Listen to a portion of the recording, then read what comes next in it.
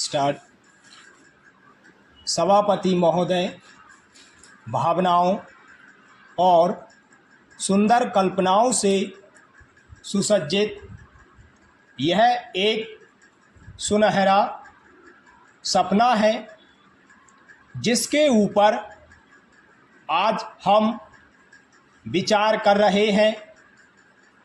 इसका पहला चरण समाप्त हुआ है, दूसरा समाप्त होने जा रहा है और तीसरे के संबंध में आज यहाँ पर विवाद हो रहा है। यद्यपि यह एक स्वप्न है जिसको हम साकार करना चाहते हैं, परंतु इसके साकार करने के लिए हमें कुछ बातें निश्चित रूप से तय करनी होंगी तथा हम इसको साकार करने में सफल हो सकेंगे। मेरा इस समय जो सबसे बड़ी और महत्वपूर्ण बात है वह है जीवन उपयोगी वस्तुओं का मूल्य निर्धारित करना। हमारा पहला प्लान आया और जनता ने उसका स्वागत किया।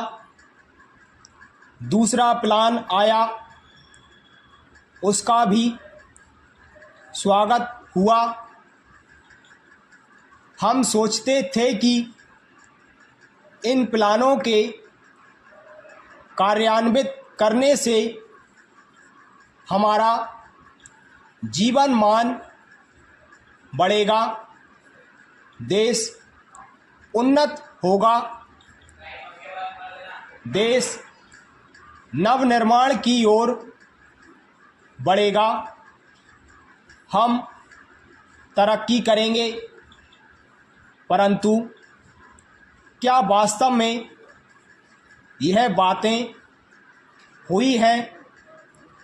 इसमें कोई संदेह नहीं कि हमने तरक्की की है, हम आगे बढ़े हैं।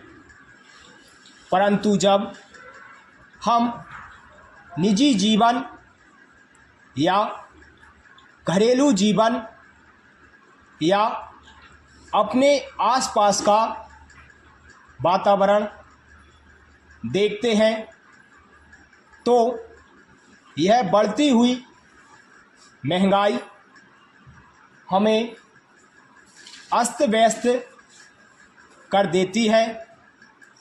मैं सरकार से कहना चाहता हूं कि इस तीसरी पंचवर्षीय योजना के काल में हमें बहुत सी सख्ती से जमकर मुकाबला करना होगा। चीज़ों के मूल्य हर हालत में स्थिर रखे जाने चाहिए और यदि हो सके तो इन मूल्यों को घटाने की कोशिश करनी चाहिए। आज जो हमारे शहरों में बेकारी है उसका सबसे बड़ा कारण यह है कि हमारी पढ़ाई का वही पुराना ढंग चला जा रहा है। आज हमारे नवयुवक पढ़ने के बाद यही सोचते हैं कि हमें कहीं ना कहीं नौकरी करनी है। यदि हमको अपनी तीसरी पंचवर्षीय योजना को सफल बनाना है तो इसके लिए अत्यंत आवश्यक है कि हम अपनी पढ़ाई के तरीके को बदलें। पैरा, आज हिंदुस्तान की सबसे बड़ी समस्या गरीबी और बेकारी को ख़त्म करना है। ये दोनों बीमारियां हमारे समाज के अंदर कैंसर की बीमारी की तरह से हैं।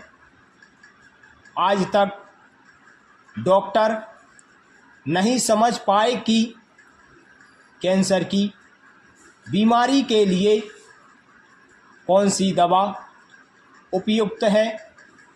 वित्त मंत्री जी इस विधा के विशेषज्ञ होते हुए भी इस बीमारी की असल दवा हमें बतलाने में असमर्थ रहे हैं।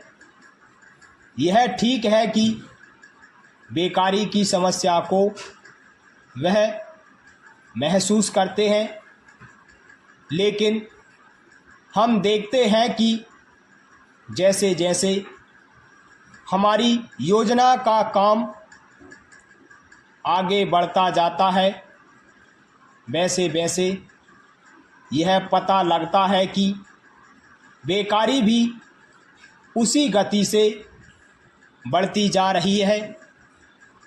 गरीबी का सवाल बेकारी की समस्या से जुड़ा हुआ है। अगर लोगों को काम मिलेगा और बेकारी दूर होगी तो देश से गरीबी भी दूर होती जाएगी। पैरा, मेरे एक मित्र ने अपने विचार प्रकट करते हुए अभी कहा कि देश की उन्नति के लिए नागरिकों को त्याग करना चाहिए। मैं इस बात को बहुत अच्छी तरह से महसूस करता हूँ और हमारे देश की जनता भी इसको अच्छी तरह से जानती है कि बिना कष्ट उठाए पूंजी जमा नहीं हो सकती और बिना पूंजी से विकास नहीं हो सकता। परंतु सिर्फ इस सदन में खड़े होकर कह देने से पूंजी नहीं बढ़ सकती।